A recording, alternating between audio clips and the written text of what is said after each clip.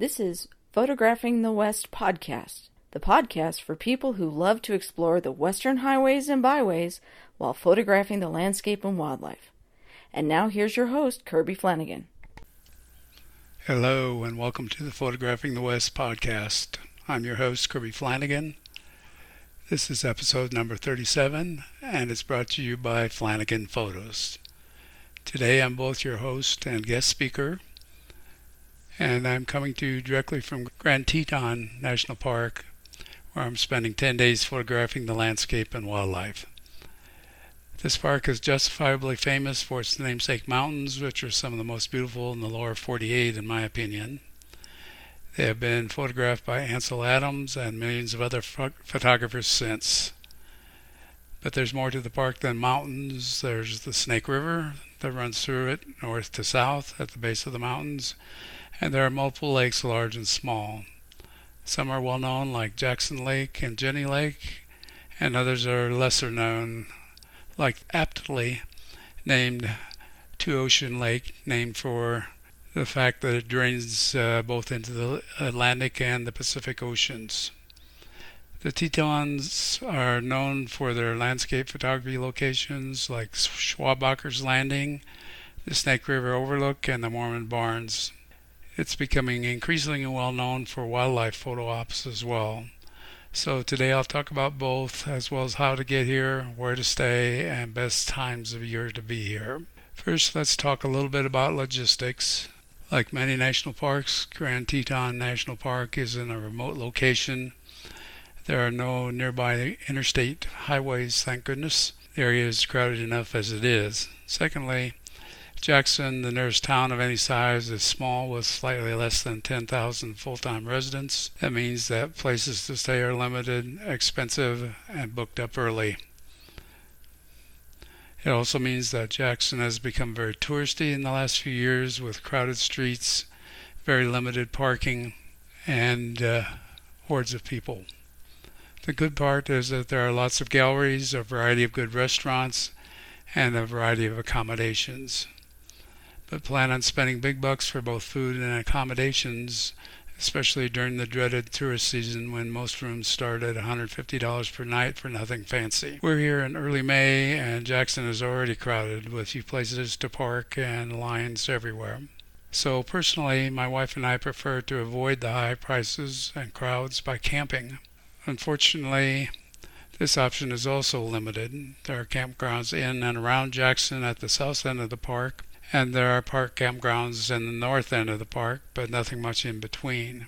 Either way, you're in for some driving. Grand Teton National Park is best thought of as a linear park running north and south, with the Tetons to the west and the Gros Ventre Mountains to the east, bisected by Highway 1. Fortunately for us photographers, most tourists never get off of Highway 191. And while there are some great photo ops just off Highway 191, there are many more on the back roads. The two best known locations on Highway 191 are the Snake River Overlook, made famous by Ansel Adams, and Oxbow Bend, with the Snake River in the foreground and Mount Moran in the distance. Most landscape photos are best taken in the morning, as the height of the Tetons precludes most sunset photos, the exception being Oxbow Bend, which has both beautiful sunrises and sunsets. Just get there early for both and expect to be shoulder to shoulder with other photographers with cameras large and small. But at these times, most tourists are ready for supper rather than sunsets and sleeping or eating breakfast while you're out photographing the sunrise. So it's generally a bit less crowded than you might think, especially in the shoulder seasons in spring and fall. Pay attention to the weather reports, as spectacular sunsets depend on clouds to break up deadly clear blue skies and reflect the glorious sunset light. Great sunrise photos require a sunrise, of course, so no clouds in the east and a few puffy clouds in the west for maximum effect. Parking and good photo spots are limited at Oxbow, so get there at least an hour before sunset and a half hour before sunrise. Stick around after sunset for the alpenglow, where if skies are clear, then some night photography. You'll probably have the place to yourself after dark. Don't expect to get the Ansel Adams photo at the Snake River Overlook, as the evergreens have grown to a height that prevents that. Nevertheless, at sunrise and shortly after, it's a beautiful shot of snow-covered mountains and a beautiful S-bend in the Snake River.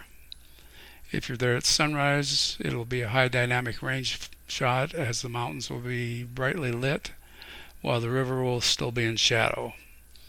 HDR, or a graduated neutral density filter, either a physical one or a software one, will be your friend here. Later in the morning, the location will be more evenly lit, but less dramatically so. Early morning is best here, as in most Teton's landscape locations. Another wonderful place to shoot landscape photos are the Mormon Barns, also known as the Molten Barns, which are east on Antelope Flats Road, about 2 miles. They make great foreground elements with the snow-covered Tetons as your background at sunrise. When conditions are right, the wood on these 100-plus-year-old barns glows at sunrise, as do the rugged Tetons. Good spots both for parking and for photography are limited at both barns, so scout out your location during the day and get there early for sunrise. Dress warm. Even in summer, mornings can be quite chilly, down in the 30s. One more location on your checklist should be Schwabacher's Landing.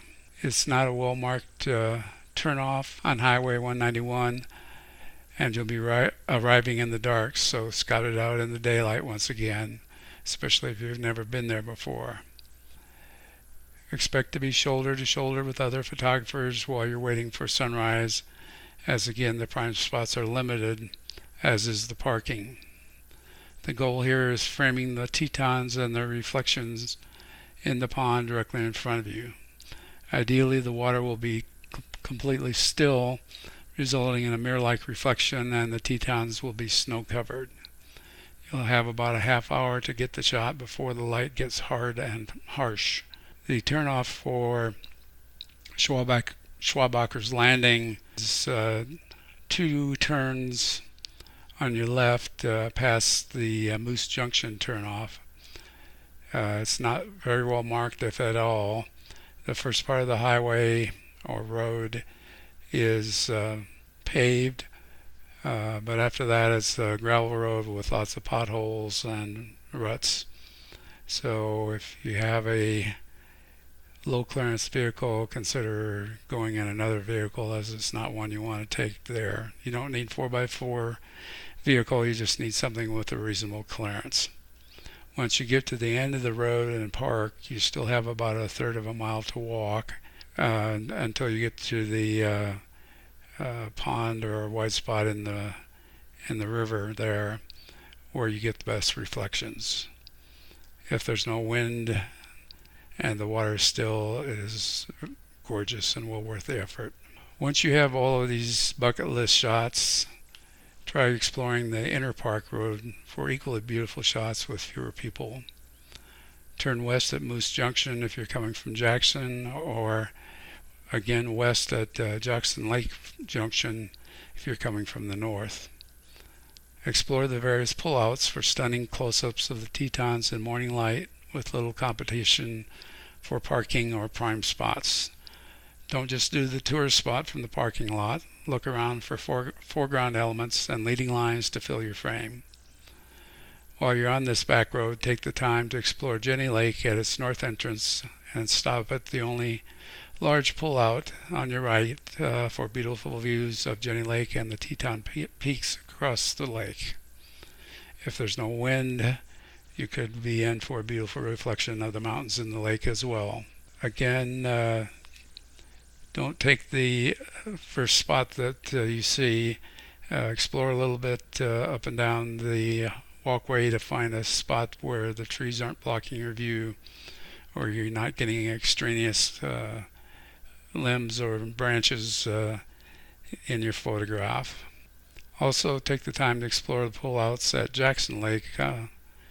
There are several on the southeast side of the lake near the junction, and one nice one on the south side just past the dam. You won't be disappointed, I promise.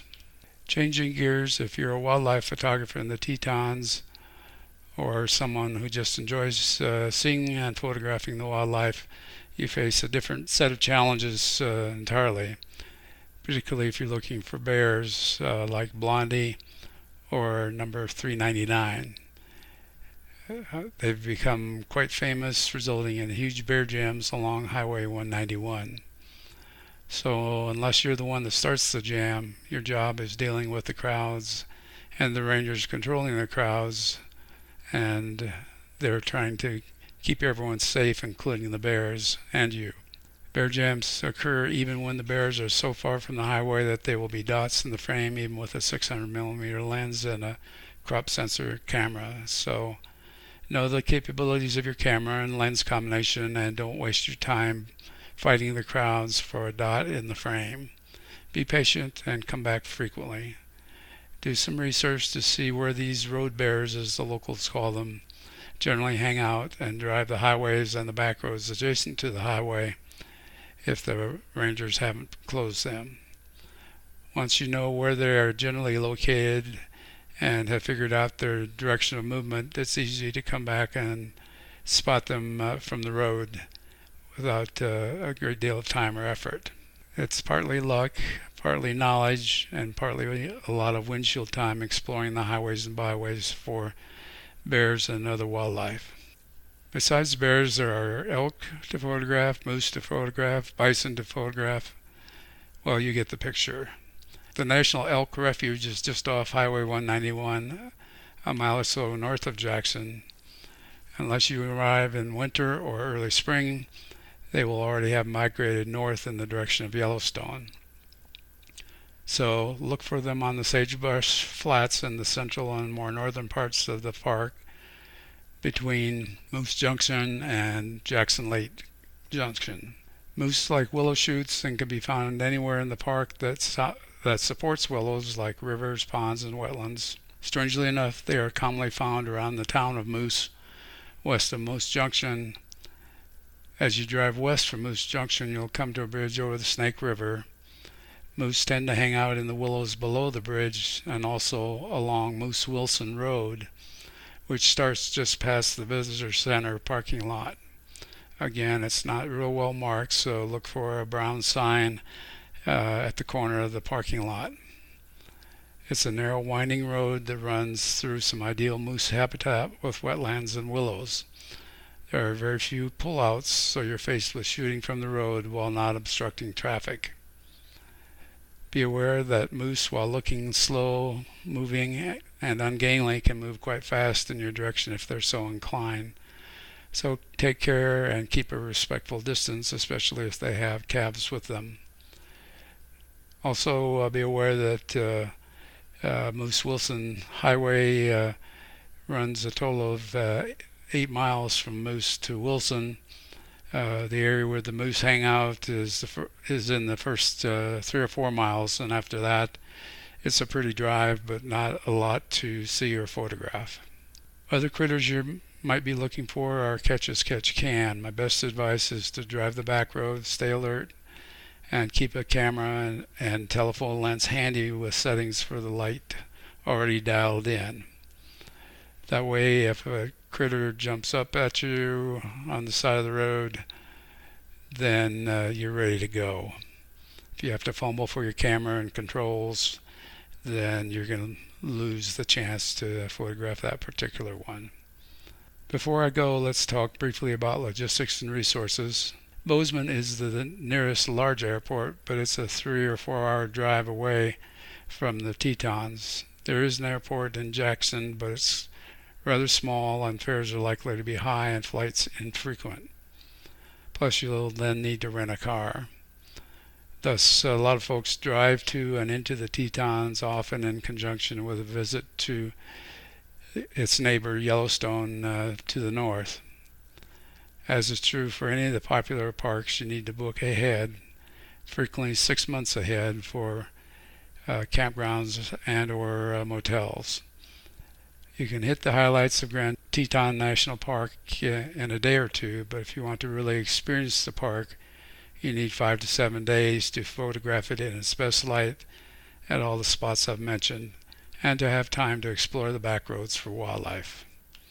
If you're short on time, consider hiring a guide. I can recommend Steve Mathis, whom I interviewed recently on this podcast, and I'll put his website in the show notes, and Mike Jackson, who is a local photographer as well and has an excellent website with lots of information on what's going on in the Tetons year-round. Both are locals who spend a lot of time in the park and are great photographers. Finally, let's talk for a moment about when to go. My personal preference is spring, partly because I'm a wildlife photographer and partly because that's my favorite time of year. May and early June is when the babies arrive for most of the large mammals. At this time in early May, there are already bison calves, or red dogs as the locals call them. If you arrive much earlier than that, the roads will still be closed by snow. Arrive later and you face the thundering hordes of tourists with school-aged children. The disadvantage of spring is the weather is more variable and may be overcast and rainy on certain days. So again, allow enough days for weather breaks. Unfortunately, again, many others have discovered the advantages of the shoulder season, including tour bus operators, so don't expect lots of peace and quiet even in early May. As mentioned before, a great resource for all things Teton photography related is Mike Jackson's website, bestofthetetons.com.